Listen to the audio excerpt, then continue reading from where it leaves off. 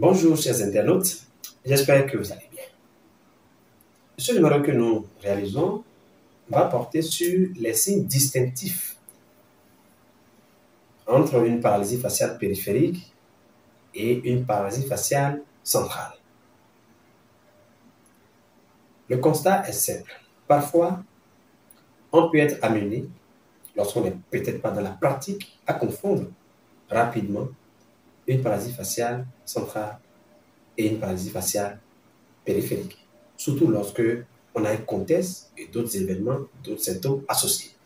Et c'est pourquoi nous réalisons cette vidéo pour apporter quelques éléments d'appréciation et de différenciation. Lorsque nous sommes dans une paralysie faciale périphérique, on retient simplement que les signes dans ce cas prédominent dans la moitié supérieure de l'hémiface concerné. Et alors, on verra que dans l'hémiface concernée, de la partie supérieure du visage, ce patient aura du mal à fermer correctement l'œil comparativement au côté sain. Quand il n'arrive pas du tout à fermer et que l'on peut être amené à voir le blanc de l'œil, on dit alors qu'on a le signe de Chalbès. Lorsque on est dans le cas d'une paralysie faciale, d'accord, donc la paralysie n'est pas complète, on verra que cette personne arrivera un peu plus à fermer l'œil, sans pouvoir le faire de façon plus étanche par rapport au côté sain. Les cils vont alors pointer dans le visage et donner les signes des cils de souk. Associés à ces symptômes, on verra les autres signes de la série périphérique qui vont être que la bouche va être défiée sur le côté sain et le sillon nasogénien peut être effacé, avec d'autres symptômes associés selon la pathologie à la base, soit les formes affrigorées ou les formes purement symptomatiques. Au contraire, lorsque nous nous situons dans le cadre d'une paralysie faciale centrale, on verra que les symptômes vont beaucoup plus prédominer dans la moitié inférieure de l'hémiface concernée. On aura alors la bouche, effectivement, qui peut dévier sur le côté sain et la commissure labiale qui chute, qui déforme le sillon nasogénien du côté paralysé.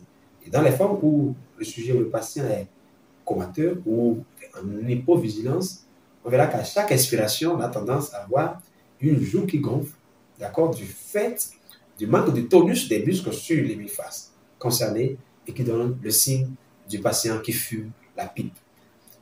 Associé également à cette série de la paralysie faciale centrale, on peut avoir les autres symptômes, les autres signes de la série centrale, vasculaire peut-être, qui peut toucher le membre supérieur ou le membre inférieur et le contexte en termes de pathologie associée qui va avec. Voilà de façon simplifiée ce qu'on peut retenir. Mais la chose n'est pas toujours simple, surtout lorsqu'on n'est pas dans la pratique avec des formes aussi symptomatiques, des formes associées à des contextes. Certains contextes peuvent totalement dérouter. Parce que n'oublions pas que dans le cas du syndrome alterne, le syndrome de Miller-Gobler, on peut bien avoir une paralysie faciale périphérique associée à un syndrome pyramidal qui est totalement central.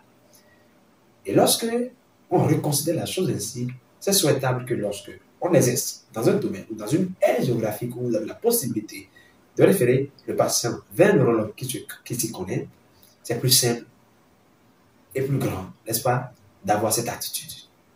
Pour que l'on ne fasse pas faire des dépenses qu'on peut qualifier enfin, d'inutiles aux patients parce qu'on se serait trompé sur une pathologie périphérique et demander des examens orientés sur le niveau central.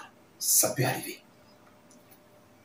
Il faut également retenir que dans le cas de ces genres de pathologies, le patient finit toujours quand même par venir devant le spécialiste.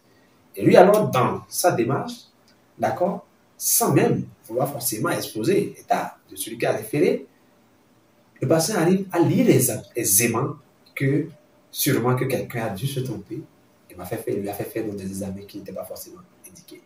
Mais un des éléments qui trompe parfois, c'est aussi que lorsqu'on a un sujet jeune, 23 ans, 25 ans, 28 ans, 32 ans, qui n'a aucun facteur de risque et qui est du jour au lendemain, fait une paralysie faciale, on peut avoir une petite réaction émotionnelle. Une réaction émotionnelle associée, liée à la crainte de voir, de ne pas comprendre ce qui lui arrive, qui peut provoquer une petite hausse de la tension.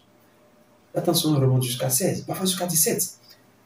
Il faut alors mettre tous ces éléments dans un contexte pour comprendre qu'en réalité, ce n'est qu'une pathologie périphérique qui l'inquiète suffisamment afin de provoquer cette hausse de la tension et que l'on ne doit pas se précipiter pour rechercher d'accord les pathologies centrales. Et quand ça ne semble pas clair, c'est plus simple de référer pour que le patient ne garde pas de vous, en tant que médecin, cette hantise de ce qu'il y a possibilité pour vous de vous tromper. Parce que quelqu'un qui s'est trompé une première fois peut se tromper une seconde fois. Et c'est ce que nous ne souhaitons pas. Voilà pourquoi nous avons fait ce visuel, que nous vous remercions d'avoir suivi et à très très bientôt pour un prochain numéro.